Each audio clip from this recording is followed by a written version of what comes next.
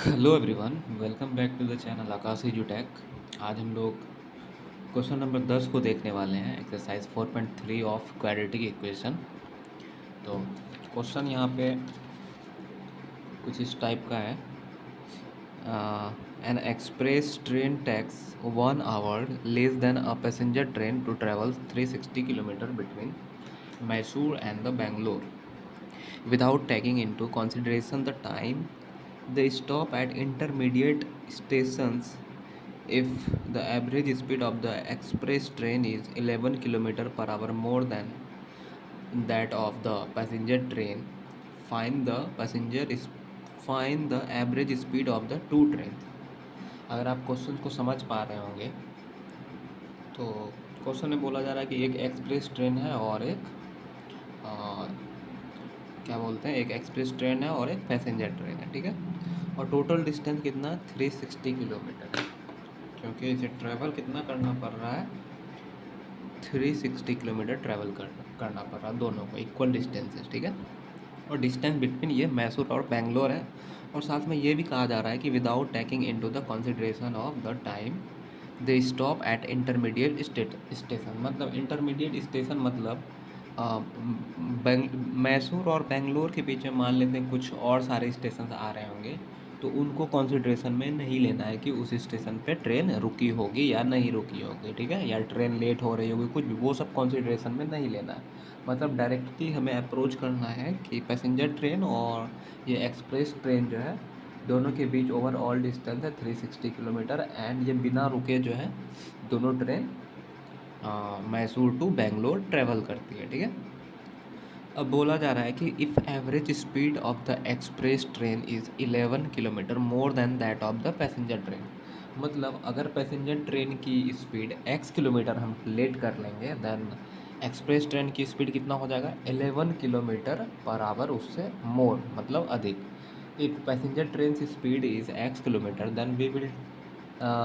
then we will take the express train speed as x plus 11 kilometre per our, okay. तो वही हम यहाँ पे कर रहे हैं। तो देखिए हमने क्या किया है ना, let average speed of the passenger train is x kilometre per hour, then average speed of express train is x plus 11 kilometer per hour, because in question given that express train speed of express train is 11 kilometer more than of the average speed of the passenger train, और हमने passenger train की speed x kilometre per hour let किया है, तो average speed of express train will be x plus 11 kilometre per hour, ठीक है।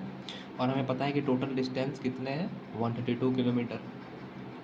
And आपको ये ध्यान में रखना है कि ये फार्मूला सबसे मेन फार्मूला है, ठीक है, इसे आपको याद रखना है।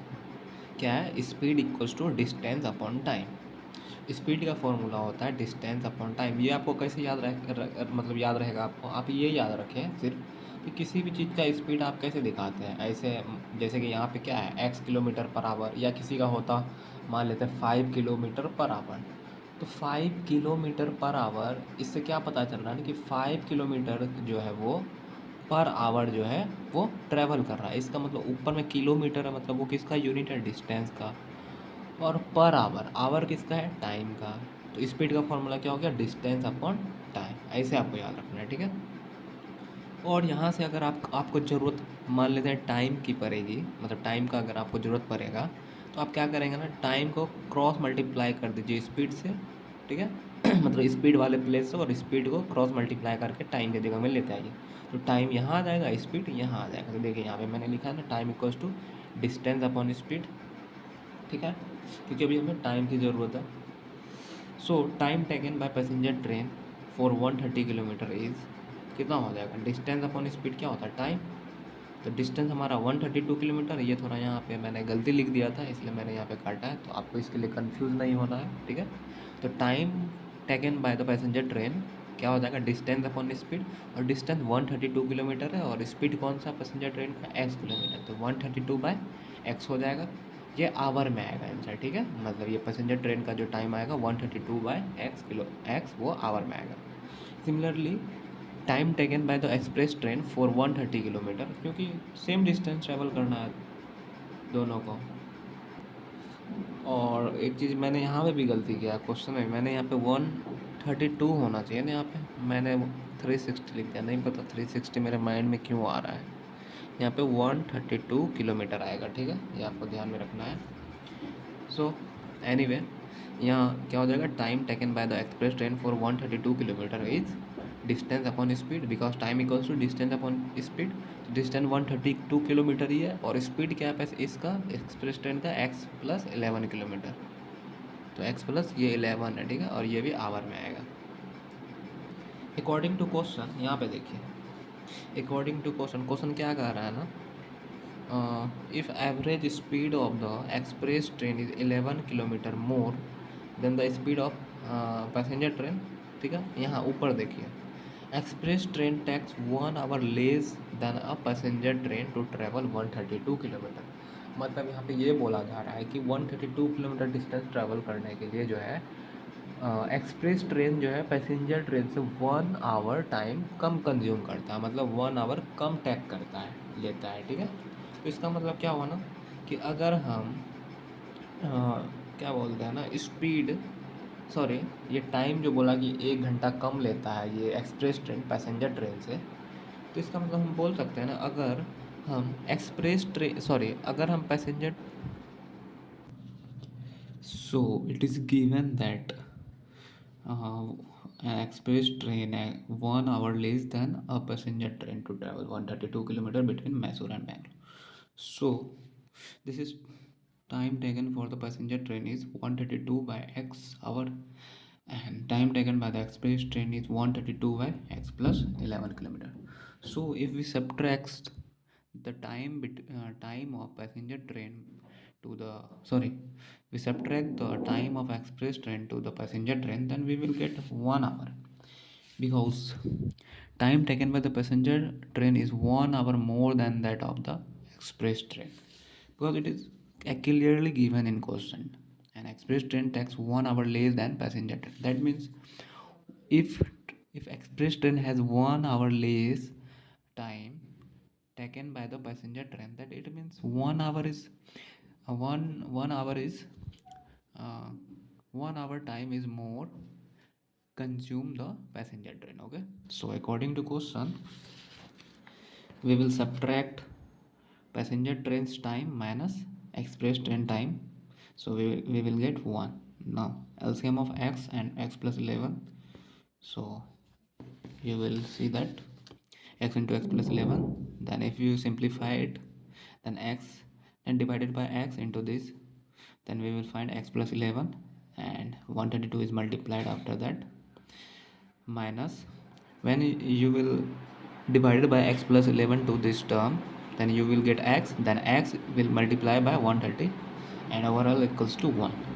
Then now 132 will multiply by these terms, okay. So 132 into x plus 132 into 11, nothing but 1452, minus 132x, then 132x and minus 132x will be cancelled out, and now in denominator x into x is square plus x plus 11 is nothing but 11x, and overall equals to 1.